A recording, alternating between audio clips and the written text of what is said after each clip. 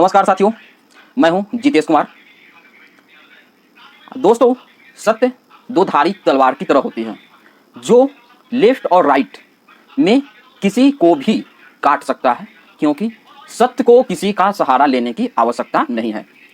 मैं आज ये बातें क्यों बोल रहा हूं, आप हमारी बातें अंत तक सुनिए। आपको समझ में आएगी कि आज जो फैसला लिया गया है वह फैसला क्यों लिया गया है और यह कैसे लिया गया है। तो शुरुआत होती है दोस्तों सुबह के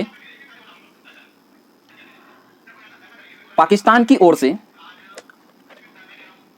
सुपरसोनिक मिसाइल तथा हाइपरसोनिक मिसाइल, दो तरह के मिसाइल जो है वह भारत की ओर टारगेट करके भेजा जाता है, जिस मिसाइल का नाम था बाबर क्रूसियल मिसाइल तथा दूसरा अब्दाली था। दोस्तों, अब होता क्या है कि वहाँ से जब मिसाइल चलता है तो भारत में जो टारगेट किया जाता है वह किया जाता है पठानकोट, जो पंजाब के भारतीय पंजाब के साइड में पड़ता है।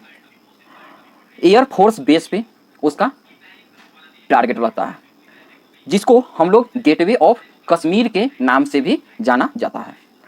यह नियर कहाँ है दोस्तों? जम्मू और पंजाब के नियर बाई पर यह एयरबेस स्थापित है। दूसरा किया जाता है आदमपुर एयरफोर्स बेस के ऊपर। यह इंडिया का दूसरा सबसे बड़ा एयरबेस वेस्टर्न सेक्टर का है दोस्तों। अब हम जानेंगे कि ऑब्जेक्टिव क्या था अटैक करने का। तो ऑब्जेक्टिव था दोस्तों, जो इंडियन जो आर्मी फोर्स है, जो एयर फोर्स है, उसके जो मिलिट्री इंस्टॉलेशन है उस पर हमला करना तथा भारत का जो एयर फोर्स में सुपीरियर है उसको तोड़ना। लेकिन भारत के बॉर्डर पे वहाँ पे हमारा एयर डिफेंस सिस्टम जो अक्षर तीर के नाम से तथा सुदर्शन चक्र कमांड के नाम से एयर डिफेंस सिस्टम जो लगाया हुआ है वह उनको इंटरसेप्ट करता है और मार गिराता है, जो कि पंजाब और राजस्थान के साइड जाकर यह मिसाइल गिर जाता है, जिसका पिक्चर आप सभी लोगों ने सुबह से देख रहे होंगे। उसके बाद होता क्या है कि सुबह ही सुबह, मतलब इस अटैक के प्रतिक्रिया में लगभग 3 बजे से लेकर 5 बजे के बीच में भारत की ओर से जवाबी कार्रवाई करते हुए वहाँ के भी एयरबेस पे मिसाइलों के द्वारा हमला किए जाता है, जो कि कुछ नाम है, मैं आपको बिल्कुल साथ ही साथ बताना चाहता हूँ। नाम है रावलपिंडी। रावलपिंडी दोस्तों एयरफोर्स पाकिस्तानी आर्मी सबका हेडक्वार्टर रावलपिंडी, जो कि इस्लामाबाद शहर में है, उसके नूर खान एयरबेस के ऊपर हमला किया जाता है और उसको पूरी तरीक़ा से तबाह कर दिया जाता है। इसके बाद पंजाब के चकवाल में मुरीद एयरबेस पे भारत की ओर से अटैक किया जाता है, जो कि पठानकोट की ओर जो मिसाइल आया था वह मुरीद एयरबेस से ही आया था। मुरीद एयरबेस को भी तबाह कर दिया जाता है। उसके बाद पंजाब झंग एक इलाका है, वहाँ रफीक एयरबेस, उसको भी पूरी तरीक़ा से तबाह कर दिया जाता है। और सिंध में है मसरूर एयरबेस, जिसमें से सबसे ज़्यादा जो तबाही होती है वह नूर खान एयरबेस जो रावलपिंडी में है, और रफीक एयरबेस को पूरा बहुत ही ज़्यादा वहाँ पाकिस्तानी एयरफोर्स को तबाही का सामना करना पड़ता है। भारत की ओर से ध्यान रखा जाता है कि किसी भी प्रकार का कोई सिविलियन की जान नहीं जाए, इसीलिए सुबह ही इस ऑपरेशन को कर दिया गया। उसके बाद भारत के हमारे मिनिस्ट्री ऑफ एक्सटर्नल अफेयर्स, जिसको MEA बोलते हैं, तथा साथ ही साथ डिफेंस ऑफिशियल ने अपना प्रेस कॉन्फ्रेंस करते हैं और सभी भारतीय नागरिक को जानकारी देते हुए जितने भी एयर बेस पे हमला किया गया था उसको बारे में हमें जानकारी मिलती है। यहाँ तक तो सब ठीक है। अब हम जानते हैं कि इसके बाद पाकिस्तान ने, यह भी हमारे MEA ने प्रेस कॉन्फ्रेंस में ही बताया कि LOC की ओर, Punjabi LOC international border, Punjab, Jammu and Rajouri Poonch sector की ओर पाकिस्तान की ओर से बहुत ही भारी मात्रा में air defence system, surface to surface missile system, बहुत सारा गोला बारूद सैनिक को मोबिलाइज किया जा रहा था इस बॉर्डर के ऊपर हैवी अटैक करने के लिए। ठीक है, इसके बाद उन्होंने, जैसे भारत ने सिंदूर नाम से ऑपरेशन स्टार्ट किया था, उसी प्रकार से पाकिस्तान ने भी बुनियान उन मुरीद के नाम से ऑपरेशन लॉन्च किया गया। दोस्तों, यह एक कुरानिक वर्ड है जिसका मतलब होता है न भेद पाने वाला किला। नाम दे दिया गया सारे के सारे सैनिकों को बॉर्डर की ओर अब मोबिलाइज किया गया। भारत ने जब ऑपरेशन सिंदूर के नाम से फर्स्ट बार भी जिस 6 मस्जिद के ऊपर मिसाइल अटैक करके बताया कि हमने आतंकवादी संगठनों को निशाना बनाया है, हमने न तो मिलिट्री इंस्टॉलेशन पे हमला किया, न तो पाकिस्तानी जनता के ऊपर हमला किया, हमने सिर्फ और सिर्फ आतंकवादी संगठन के ऊपर हमला किया गया। कहने का मतलब साफ अर्थों में था कि हम युद्ध को ज़्यादा बढ़ावा देना नहीं चाहते हैं। ये बातें भारत की ओर से बार बार मंत्री हो, हमारे राज्य जितने भी पॉलिटिकल पार्टी के लोग थे, उन लोगों ने अपने दोहराना स्टार्ट कर दिया। यहाँ से क्वेश्चन स्टार्ट होता है कि क्या हमारे साहब डर गए? भारत के राजनीतिक पार्टी वाले क्या डर गए? यह क्वेश्चन उस समय भी दोस्तों उठ रहा था, जो कि आगे आते आते और ज़्यादा उठने लगा।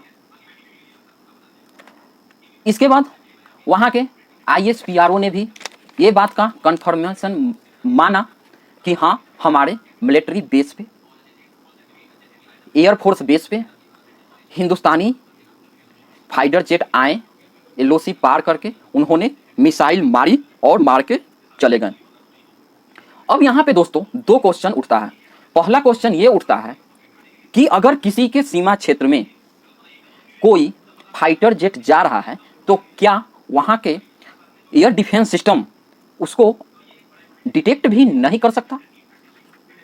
फर्स्ट क्वेश्चन पाकिस्तान से भी ये उठता है। दूसरा ये क्वेश्चन उठता है कि भारतीय सेना चुपचाप जाती है, वहाँ मिसाइल गिराती है और वापस बिना कोई नुकसान के, ना तो कोई कैजुअलिटी पाकिस्तान की ओर हुआ, ना तो हमारे किसी प्रकार के कैजुअलिटी भारत सरकार के, भारत के फाइटर जेट के सैनिकों को हुआ। तो दूसरा क्वेश्चन यहां से उठता है कि क्या ये सारा का सारा स्क्रिप्टेड था? सब कुछ पहले से ही कंफर्म था कि हम आएंगे, तुम्हारे बेस के ऊपर बम गिराएंगे और हम वापस आ जाएंगे, न तुम्हारी कैजुअलिटी होगी न हमारी कैजुअलिटी होगी। तुरंत के तुरंत उधर के ISPR के भी सेना, पाकिस्तानी सेना उठते हैं और इस बात को मानते हैं कि हाँ, हमारे एयर बेस पे भारतीय फौज ने आकर हमला किया। तीसरी बात दोस्तों, हम सभी भूल रहे हैं कि अमेरिका के अभी जो सेक्रेटरी जो जनरल हैं वह पाकिस्तान के अंदर ही आकर बैठे हुए हैं।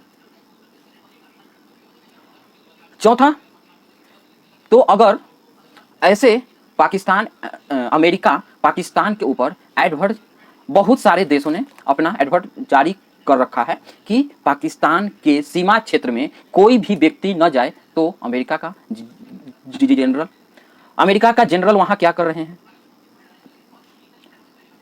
चौथी बात, वर्ल्ड में पहली बार सामने सामने युद्ध दो परमाणु संपन्न देशों के साथ किया जा रहा है। तो क्या यह भी क्वेश्चन उठता है कि अगर परमाणु बम चल गया तो दोनों साइड से बहुत सारे लोगों का नुकसान होगा। पाकिस्तान साइड में तो उसका पूरा नाम ही निशान मिट जाएगा, लेकिन भारत में भी बहुत ज्यादा नुकसान होगा।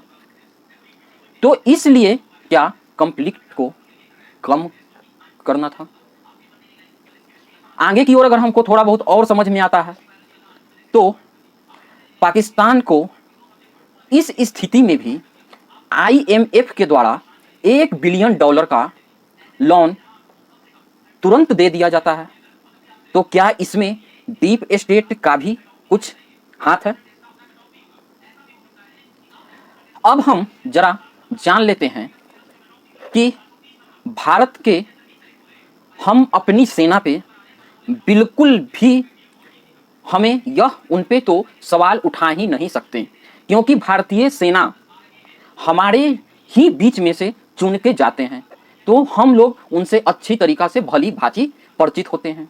उन पे तो कहीं से भी नाम मात्र का सवाल उठाया ही नहीं जा सकता है। तो क्या फिर क्वेश्चन हमारे भारत के राजनीतिक पार्टियों पर उठाना चाहिए दोस्तों? क्योंकि भारत के राजनीतिक पार्टियों को सिर्फ और सिर्फ राजनीति करनी है। क्यों उनके लिए भारत में कितने भी हिंदुओं की मृत्यु हो जाए, सिर्फ हिंदुओं को चूरन के रूप में थोड़ी बहुत कुछ दे दिया जाएगा और उन्हें शांत कराने की बहुत सारे मुद्दे छेड़ दिए जाएंगे। जैसे अब देख लीजिएगा, कुछ दिन बाद पूरे न्यूज चैनल पे भारतीय जातीय जनगणना पूरी तरीका से हर मीडिया पे छा जाएंगे। एक चीज और दोस्तों, यहाँ पे हम सभी लोगों को चर्चा करने की बहुत ही ज्यादा आवश्यकताएं हैं कि क्या जो अगर आज जंग होता तो जंग हमारी फेवर में था कि हमारी फेवर में नहीं था। मैं इसका जवाब दोस्तों आप सभी लोगों से कमेंट के माध्यम से जानना चाहता हूं। कुछ पॉइंट पे हम लोग सिर्फ देखते चलते हैं। पूरे के पूरे विश्व के स्थिति को हम आज समझना चाहते हैं। तो क्या डिप्लोमेटिक तरीका से भारत को पूरे देश का समर्थन है? आपसे हम आंसर कमेंट के माध्यम से जानना चाहते हैं। क्या भारत इतना सक्षम है कि एक छोटा सा अदना सा देश जो चोरी के माध्यम से परमाणु बम बना लिया और वह बार बार भारत के जनता को वह दिखाकर और विश्व के सारे लोगों को वह बम दिखाकर ब्लैकमेल करता है, जो पूरे के पूरे आतंकवादी को संगठन को अपने यहां पनाह दे देना हो, हाफिज सईद हो, ओसामा बिन लादेन हो, या जितने भी आतंकवादी संगठन का नाम ले लीजिए, तो क्या ये सारी सूरतें आज एक अदना सा देश हमें आंख दिखाता है, हमारे नागरिकों को धर्म पूछ के मारा जाता है और बदले में हमें हमारे राजनेता जो अपने आप को सबसे बड़ा हिंदुओं का हितैषी बताते हैं, जीत का सहरा साहब के सर पे सजना चाहिए, लेकिन हार का सहरा भी लेना पड़ता है। अगला क्वेश्चन है दोस्तों, यह भी आप हमें कमेंट के माध्यम से बताइएगा, क्या भारत के पास आज इतना आर्थिक इकोनॉमी के तरीका से हम लोग सक्षम हैं कि युद्ध को 2-4 महीने तक कंटिन्यू लड़ सकते हैं? क्या एक भिखमंगा देश के पास इतना सारा आज के समय पैसा है कि वह हमारे साथ 10 दिन के आगे भी युद्ध लड़ने की उसमें काबिलियत है? दोस्तों आप बिल्कुल हमें कमेंट के माध्यम से बताइए, और एक चीज का जवाब हमको जरूर से जरूर दीजिएगा दोस्तों, क्या ये सब सारी चीजें राजनीतिक पार्टियों के द्वारा जो हमें दिखाया जा रहा है, जो हमारे साथ किया जा रहा है, क्या यह कहीं साहब के एक कॉर्नर में, दिल के एक छोटे से कॉर्नर में कहीं नोबेल पीस प्राइज लेने की कहीं अंदर से वह बार बार इच्छा जागृत तो नहीं हो रही? क्योंकि बिना कोई स्थिति को देखे हुए इस तरह के डिसीजन ले लेना आप की समझ में क्या आ रहा है, हमें कमेंट जरूर बताइए दोस्तों। अपना कमेंट जरूर बताइए, चैनल को सब्सक्राइब कीजिए, लाइक कीजिए और शेयर कीजिए। हम अपनी भारतीय सेना को एक बार फिर से सैल्यूट करना